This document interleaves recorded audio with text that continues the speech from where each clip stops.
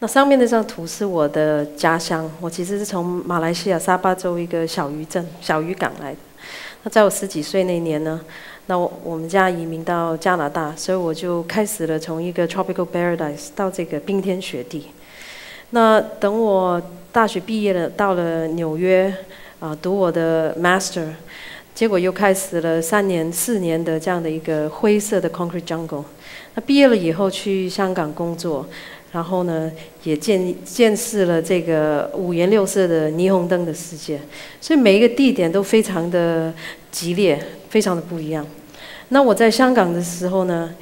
很有幸的过来参加台湾这个清水休息站的案子，所以看到它从一个很小的折纸模型，然后变到它这样整栋建筑形成，这对一个20几岁的人来讲，这是一个很震撼的事情。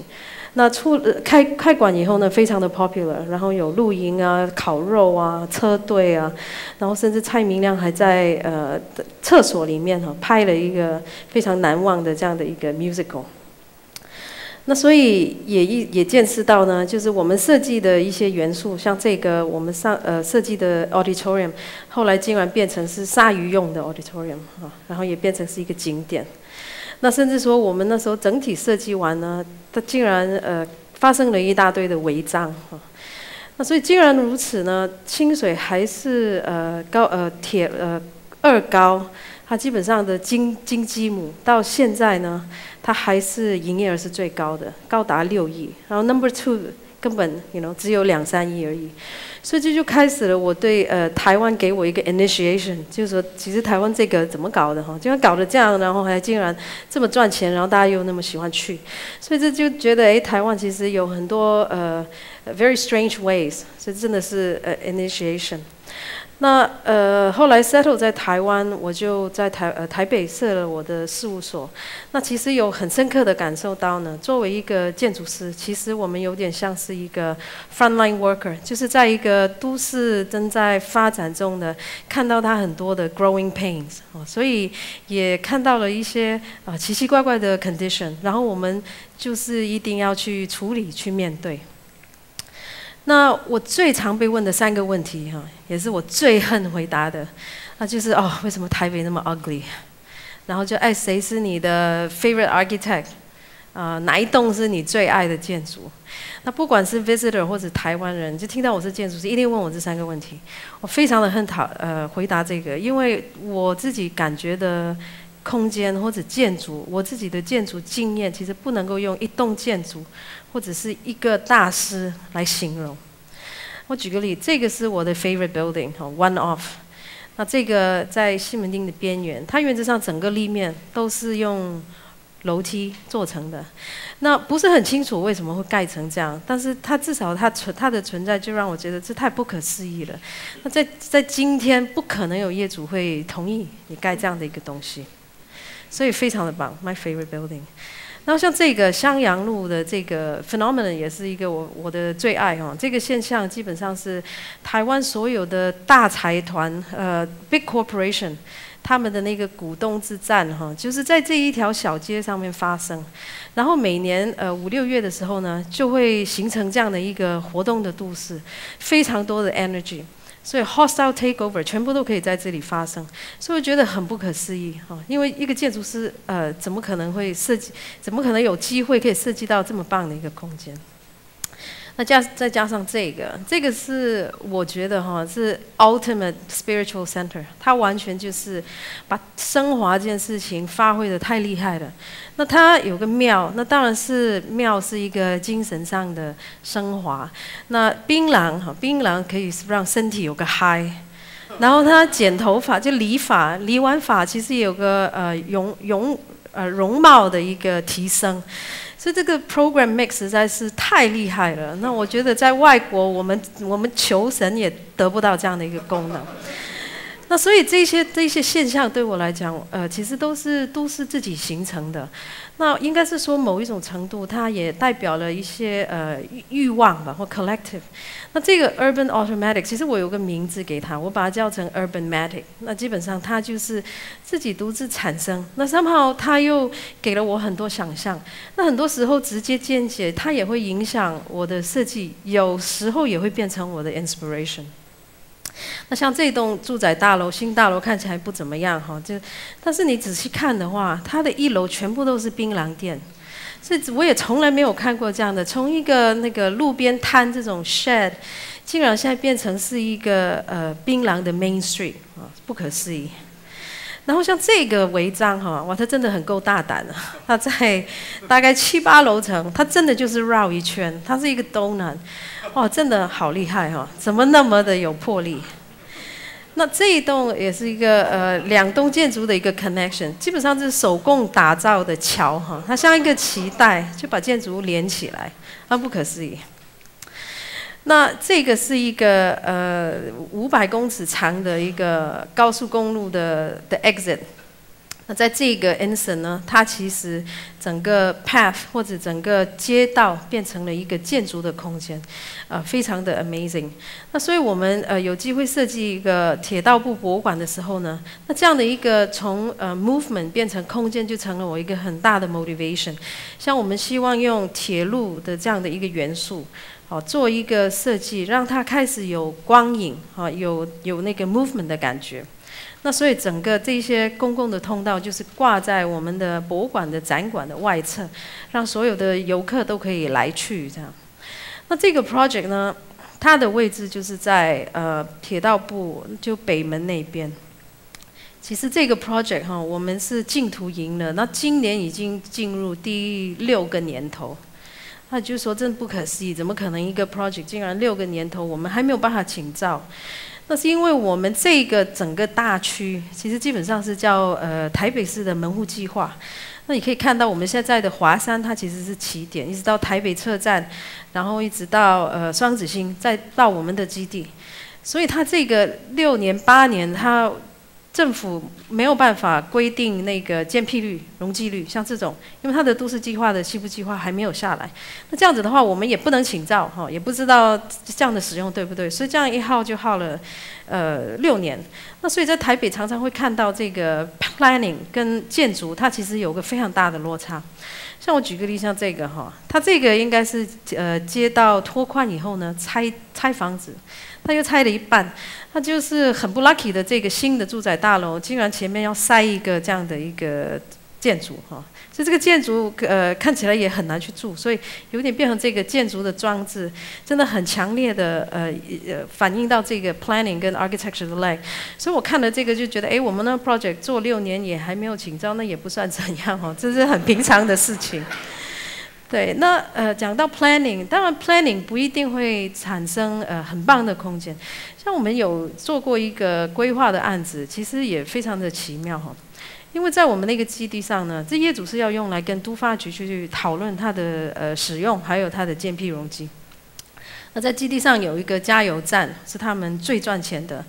那他们本身又是教徒，所以他们希望那边有一个church。可以回馈给教会，那当然其他的都要哈，有住宅、hotel、office、商场，所以你想到的它都要。那再加上要做转运站，那为什么做转运站？因为做了转运站，它才可以有最大的容积还有建蔽。所以这样子就请我们做一个规划，我们就想怎么规划呢？因为那个加油站根本跟那个 church 啊或者是住宅，它完全是不相容的，这些 program 是对立的。所以我们就想了一个办法，就是参考了这个夜市串烧哈，有这种 all you can eat， 所以全部给它串起来。那其实串起来，你可以看到它在基地上的关系是这样的，真的是一块一块哈，很紧密的这样的串起来。那这个基地也不大，所以我们这样呢，就形成了最后它看起来还蛮正常的这样的一个量体哈。所以到最后呢，其实只能用这样的一个方式去规划这么不可思议的这样的一个 planning 这个 program mix。像这一栋大楼，假如你注意看它的违章哈，是非常的有系统。这看起来应该是管委会呢，可能就是通过哈，我们找同一个厂商来施工我们的违章哈，所以它变成是一个系统，是非常的酷。那当我们接到一个案子，像这个案子是要设计一个hotel在西门町，哇，看到这栋大楼我几乎就晕倒了，这怎么去给它美化呢？那所以我们其实呢就参考了这样的一种手法，所以我们希望呢是延伸它的违章，但是又把它现有的状况 expose 出来。像这个红色的墙哈，我们希望能够透过新的立面的设计，但是又保持着这样的一个旧的设计，所以整个一层一层的叠起来。我们把这个 project 叫成 layers， 因为在一个新的一个变化呢，我们用的也是半镂空的这样的一个expanded aluminum， 然后还有旧的立面你也看得到，所以让它一层一层的这样起来，然后它也像很多书本叠起来，那到了晚上它还可以用半透明的发光。那其实这个的意象其实它蛮像那种老房子的油漆哈，一层一层的剥下来，所以它非常多的 layers。那其实在西门町也常看到这样的一个现象。那基本上所有的 signage， 你可以看这整栋大楼，有真正的空间，也有看到电影，看到荧幕，也有看到广告，所以基本上它已经把整栋建筑给隐藏掉了。好像大东海这个，所以它已经把那个建筑变成了一个 grey architecture， 这个建筑已经成型不了了哈，因为它要讲的 statement 太强了。甚至这个 one of my favorite， 它这个是一个某个名嘴对骂，他尽管就用了一个建筑的立面的 billboard 去 print out 这么大的来对骂，很酷。所以呢，其实大家可能认为这是很丑的东西，不过其实I love Urbanmatic， 我觉得这是一个很特殊的一种能量。那我们的西门町当然也是一个很特殊的环境哈，它非常多人，然后非常多车，非常多 youth energy。所以当我们在设计一个饭店的时候呢，我很想把这样的一个 energy flow， 这个 urban flow， 把它转换成一个符号，像一个地景的符号。所以参考了这种 energy flow diagram。但是因为想要得到很自然的 flow 呢，我们又不要手画，所以我们就用了电脑运算哈，就用一个很简单的红色的三角形，然后就去变化它的那个 apex 的变动。那这样子呢，我们就创造出了55个module。那这个 module 呢，整栋的 apply 在整个建筑上呢，其实它变成了是一个地景，它变成了是一个landscape。那也因为我们用了这个活动的工具呢。因为设计一个饭店哈，那个平面图业主会调来调去，然后每隔2天又调一个，然后每隔2天又调一个，那我每次就会用手画这个箭头，实在是受不了哈，所以我们就觉得用了运算以后呢，反正它改一次我们就跑一次，改一次我们就跑一次哈，所以反而是这个流动的工具呢，我们想创造的流动的 flow 用了一个流动的工具，甚至在它的 application。就用这个电脑的 software 出来的东西，马上可以变成我们的施工图，所以这个是一个相当好玩的一个做法。那甚至它的一些照明的设计，我们也用了就是虚虚的一条一条的光纤，更强调它这样的flow。那讲到虚虚呢？这个也是 one of my favorite， 这是大家一定有看过的。这个是一个 parking city， 但是更酷的，它是一个 French city。那基本上这些加油站呢、停车场常常看到的虚虚，其实呢，我觉得它很震撼哈，因为它可以在非常大的 scale 底下创造成一个空间。那所以当我们在台东想设计一个 weekend house 的时候呢，那我们就参考了这样的一个做法。因为在台东当然气候很好，但因为台风来的时候呢就很糟。那所以我们变成就是说，我们希望可以有这样的一个 living， 然后用一个虚虚遮阳的方式，然后所有的居住空间变成一个一个箱子。所以我们就朝这样的设计，4个箱子，一个是厨房，一个是 living room， 一个是 bedroom， 一个是 bathroom。然后呢，把它用2层壳包起来，那有点参考这个甲虫。那硬壳呢是保护这个房子在台风的时候呢不被毁掉。那它的软壳呢就有个功能，就是遮阳还有防虫，所以它基本上是这个须须还有防虫网合在一起的。那所以它的基本架构非常简单，就4个箱子丢在景观上面，然后有这样的一个框架。所以进去的时候呢，你所有的生活空间都是在户外。产生的，因为我们去了台东，其实很多时候都在户外啊，吃饭也好，睡午觉也好，所以就觉得这是一个很特殊的一个状况。那甚至说，我们这个设计在每一个居住的 box 上面都可以去晒太阳、看须须这样。那这个是我们自己测试的这样的一个须须，基本上那些加油弹的须须都是很弱的哈，一放火就没了。那我们这个它其实是防烟的，然后它的尺寸我们也做了一个调整，所以这些就是我对它的一个兴趣，还一直很想就是 apply 这个材料。那所以它整体就是变成是有这样的一个硬壳软壳的设计，然后到了晚上它还可以发亮。那回到台北市哈，那我们现在的这个location 后面其实有一个历史月台，它以前是台北最繁忙的一个应该说是 freight terminal， 所以所有的火车都会进来。那在这个历史月台上面呢，我其实很喜欢这个基地，因为这个是很少有在台北可以看到那么 extensive 的 skyline。那我讲的 skyline 其实不是像大安森林公园那种树梢上面看到豪宅哈，不是这样的 skyline。那这个 skyline 真的是整个台北市形成的时候呢，很裸露在那里。I mean it's really raw, gritty。好，这就是台北市的一个 skyline。你可以看到这样的 skyline， 然后你也可以看到很多这样的，就几乎每一栋建筑都有违章哈，然后都是这个很漂亮的颜色，绿色的、红色的、黄色的哈，所以也很吸引我。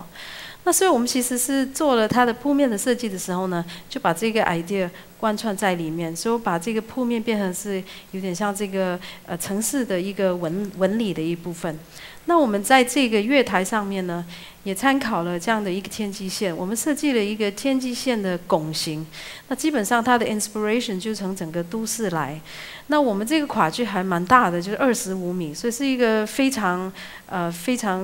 super skyline 这样的一个设计。